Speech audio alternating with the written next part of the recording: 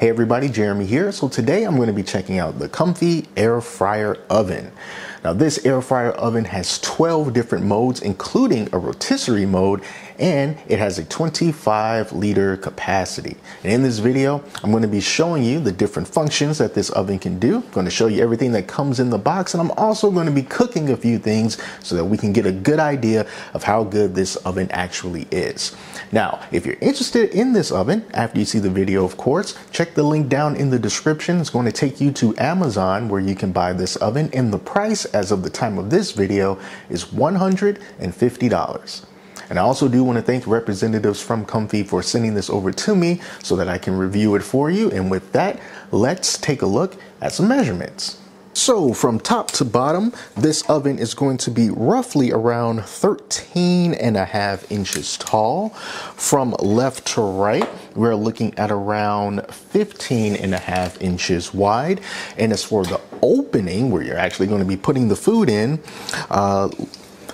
from top to bottom, we're looking at a little under 9 inches tall. And then from left to right, we are looking at around 13 inches or so.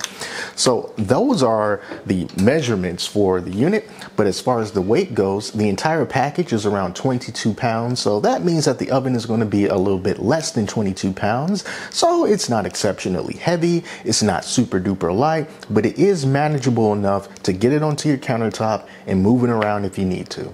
All right, so now let's take a look at some accessories that are included with this. Now, the first accessory is one that I am particularly interested in, and it is the rotisserie fork. This is going to be the first air fryer that I've tried that actually has a rotisserie function. So I'm very, very curious about this. So we have this bar here, and then we also have these two forks that can be loosened up with these knobs that's on the top, so you can slide them in and out depending on how long your chicken or corn or whatever it is you're going to be using a rotisserie with happens to be. And then in addition to that, you also get this holder here, which is used for grabbing the rotisserie fork out of the oven when it's all nice and hot. So it just sort of sits on there just like this, so you can take it out easily. Another accessory that you're going to get is the air frying basket. Will not be an air fryer without an air frying basket. And then you're also going to get this baking tray right here. And one thing that I do like about this baking tray, as you can see, it is recessed. So if you're cooking something that happens to be oily, it's going to take a fair amount of oil in order to get above this lip and start spreading around the oven. So I do like that. And this does have a comfortable weight to it. It's not heavy, but at the same time, it doesn't feel super cheap. So I do like that. Now, opening up the oven, we're going to see a couple of additional accessories, including one of these racks here. And there are 4 different positions inside the oven in which you can place these racks. So I'm just going to put this back in here. And then you're also going to get the crumb tray that sits at the very bottom of it. And what I would do, and I recommend everyone do, is take some aluminum foil and just put it on top of the crumb tray. That way, anything that spills, you'll be able to just throw away the aluminum foil as opposed to always having to clean this off. So I'm going to slide that back inside. Now let's come over. Those are all the accessories that come with this, but let's get a little bit closer and take a look at the inside of the oven. Now, looking at the back of the oven, we do have a single light back there that keeps the whole oven illuminated. And another thing that you may notice is that the fan for this air fryer oven is not located in the very back. Instead, it's located at the top of the oven. So it's located right behind those heating bars there, and is protected by a mesh grate to protect the fan from the grease splatters and everything. And it doesn't appear to be user friendly enough to take off easily to clean if you wanted it to. So you just have to leave it down there. And then finally at the bottom, you see that there are a couple more of those heat bars. So total, we're going to have 6 of those all together. So now let's take a look at some of the features and how this thing works. Now at first glance, when you see these 6 buttons and this knob and this display, you might get a little bit intimidated and think that it's going to be complicated to use, but don't worry, I promise I will help you get through this, and it is not difficult to operate. So let me show you how everything works. Now the first button here is going to be for the light that you can press at your own whim, and you will turn the internal light on. Press it again, you can turn the light off. It also doubles as a mute button. Now, right out of the box, it is not going to be muted. If I hold that button for 3 seconds, I'm just going to turn the beeps back on. When it's like this, everything that you do is going to cause a beep. You turn the knob, it's going to beep. You press a button, it's going to beep. So if that annoys you, one thing that you can do is just hold this light button for about 3 seconds until you hear it beep. And when you do that, it will mute it. So you don't have to worry about any of those beeps anymore when you press buttons or turn knobs. Now let's take a look at the different functions that this oven is capable of. As you can see right here on this display. So we have air fry, we have air roast, air broil, toast, pizza, bake, rotisserie, cookies, warm, reheat, proof, and dehydrate. And each of those modes have their own default temperatures and default times that you can change according to parameters that are already built inside of this machine. So for example here, if you wanted to go between the different modes, you just hit the function button and then you use this dial here to move in between the different modes, and it goes from left to right as opposed to up and down. So this knob that I'm turning, it has a little bit of resistance, but not a whole lot of resistance. So you may find yourself overshooting the mode that you want from time to time, but that should not be much of a deal breaker. All right, so also what you'll see here after you choose the functions, the next one is going to be the temperature button, and it's also going to be the button to choose your slices if you're having toast, or inch if you're using pizza. So let's just go over to the toast function here. Now when we hit the toast function, I can hit this button and it's going to say, hey, how many slices are you going to have? You can have as few as 1 slice, and you can have as many as 6 slices. And then you can press the time button / darkness button, and that's going to give you the desired darkness on your toast. How dark do you want it? It goes from level 1 all the way up to level 7 for the darkness. Now for pizza is really interesting because this is a function that I also have not seen on another air fryer before. Instead of choosing the time and temperature for the pizza, instead you have to choose how big the pizza is. So this is on 12 inches for a 12-inch pizza, but if I press this temp / slices / inch button, you can see that there are 3 sizes. There's going to be a 6-inch pizza, a 9-inch pizza, or a 12-inch pizza. Those are your 3 options for pizza. Now the rest of these modes are pretty similar in how it operates. So if I just go over to bake or rotisserie, for example, let's just do that. You see that the temperature by default is going to be at 400 degrees. I can change that if I want. I can go all the way down to 150 degrees, and I can go as high as 400 degrees, and then you can change the time over there. Depending on the mode that you're on is going to determine how hot you can get the temperature. So for example, if I were to go over to warm, you see, warm is just there to keep your food warm and not necessarily to cook it. So what you could do here is go down to as little as 120 degrees, and you can only go as high as 180 degrees. So depending on what you want to do, the temperature and the time restrictions are going to be different. And when you select what you want to do, you can either press this button in to immediately start the process,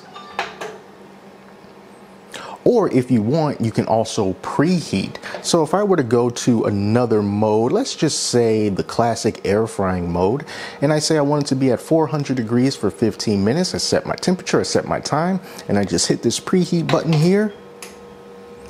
and it starts the process of preheating. And when it's done, it's going to beep to let me know. You don't have to preheat if you don't want to, but they do recommend that you do when you use a mode like air fry, because it'll just cook your food a little bit more consistently, but it is not a requirement.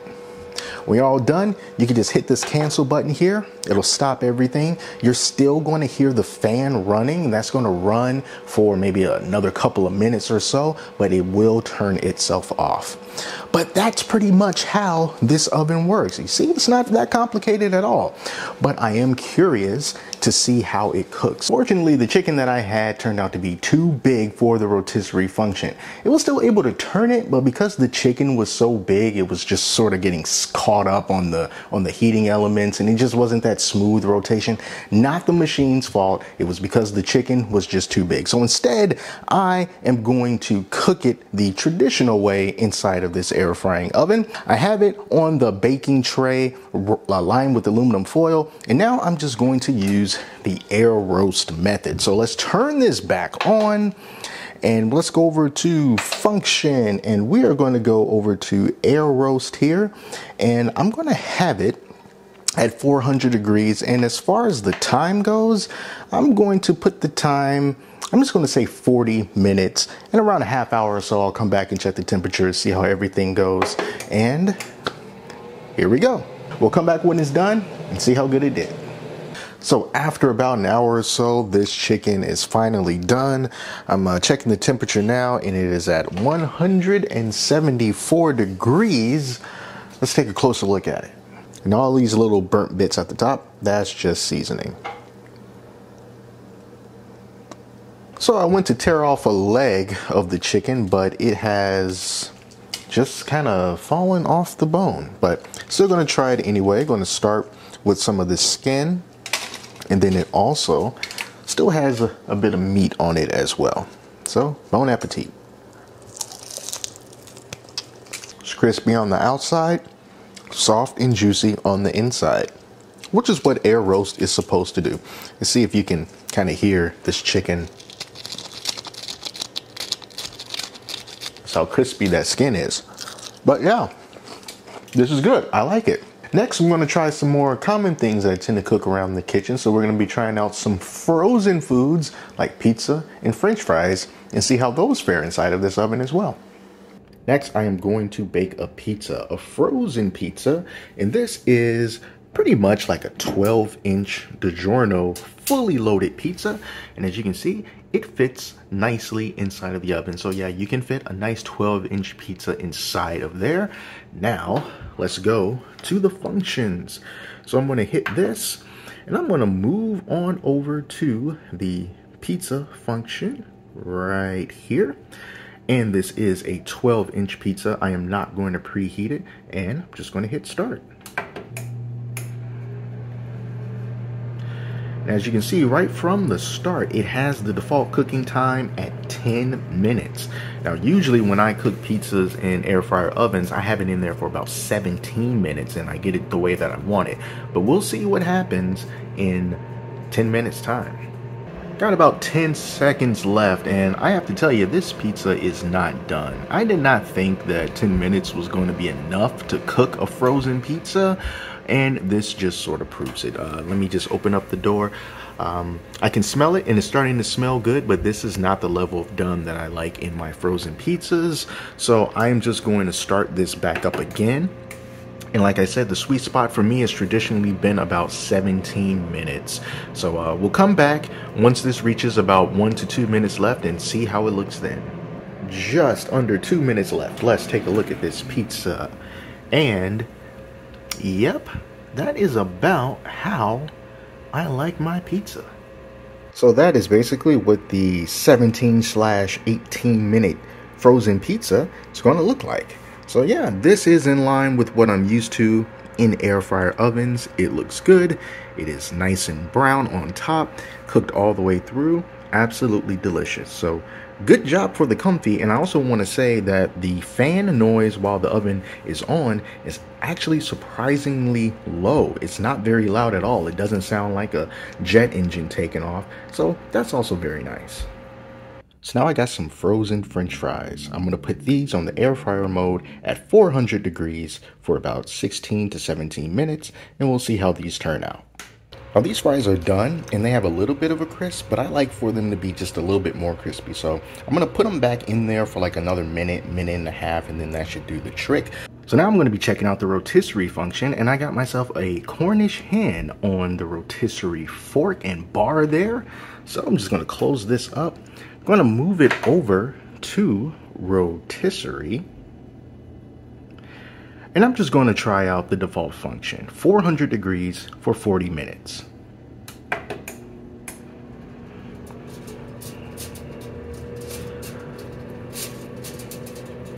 And look at that baby spin. All right, so we'll come back and check on this thing in 40 minutes and see if it's done. I cooked this bird for about 35 minutes or so, and I checked the temperature on it. It is about 173 degrees, and it is looking mighty fine. Get a nice good look at it there. It was spinning around gracefully that entire time. Let's take off one of these wings. Skin was nice and crispy. It's juicy. It's cooked very well all the way around. I do have to say that I think this machine did a fine job at this rotisserie hen. So now I'm ready to tell you my final thoughts on the Comfee 12-in-1 air fryer oven. And I have to tell you, this thing is pretty good. It's managed to handle everything that I've been able to throw at it, and I've been very satisfied with the foods that I have cooked inside of this oven. And compared to some other appliances that I've used in the past, the Comfee was able to still cook within the same reasonable time frame that I'm used to. One of the other things that I like about this oven is that the accessories such as the baking tray and the air frying rack, they can all go on their own slot inside the oven. You don't have to rely on, for example, putting this baking tray on top of the rack in order for it to stay in place. You can remove the rack entirely and you can just put the baking tray in there by itself, you know, and it holds its own position. I love the fact that I don't have to have this rack in there in order to use the baking tray, and the baking tray can just go in there all by itself, and the air fryer basket that also can be put in the oven by itself, and I really do like that. The other thing I like about this oven is that it's not too loud. Even on the air fryer function where the fan is working as hard as, it's very low compared to some other products that I've used in the past. And don't get me wrong, you're still going to know that it's on, but at the same time, it's not going to sound like you've entered into a wind tunnel whenever the air fryer is on. So I do like that it's not terribly loud. Then I'm also a big fan of the rotisserie function because I just like the fact that I can take a hen or a chicken or vegetables or whatever and put it on that fork and put it on that bar, and I can just watch the food spin around and just get browner and browner as it spins. I think that that's just a cool feature to have. It's pretty cool to look at. It's pretty cool to show people. So having your own built-in rotisserie is a big plus for me as well. Now, what don't I like about this air fryer oven? Well, one of the things that I don't like is I think that this knob is a little bit too fiddly. I wish that there was some more resistance, because when you're changing through modes, you will overshoot the mode that you're trying to reach, and then you'll have to deliberately slow down and make sure that you get the exact mode that you want, as opposed to just being able to quickly say, I want to go to dehydrate, and then going to dehydrate. See, I just overshot it, so now I have to go back. It's not a huge deal, but I do wish that there was some more resistance to this knob so that I can more accurately get to the settings that I want to use without overshooting it. Another minor gripe I think some people might have with this oven is the size of the opening. I feel that some people may feel that it's a little bit too small, a little bit too narrow. I haven't run into any problems with putting anything in here, especially when I put that pizza in there. It's a 12-inch pizza, and it was able to fit very easily. And then you can also take things such as a standard size casserole dish, for example. If I just move this rack down right here, and if you have yourself like a casserole dish, you know, kind of like that, you are able to still put it inside here with the lid on if you wanted to have the lid on, and you can still close it up absolutely no problem. So the size is not a problem to me, but I can also see if someone thinks that this is a little bit too cramped for them. But overall, the pros really outweigh the cons, and I really do like this air fryer oven, and I think it's worth trying out, especially if you don't already have one in your home. And if you are interested in it, be sure to check the link down in the description that will lead you to Amazon, where you can purchase it from there. And remember, if you want to see more videos just like this, be sure to subscribe, because I always have more coming. Thank you all so much for watching, and until next time, I'm Jeremy, and I'll talk to you soon.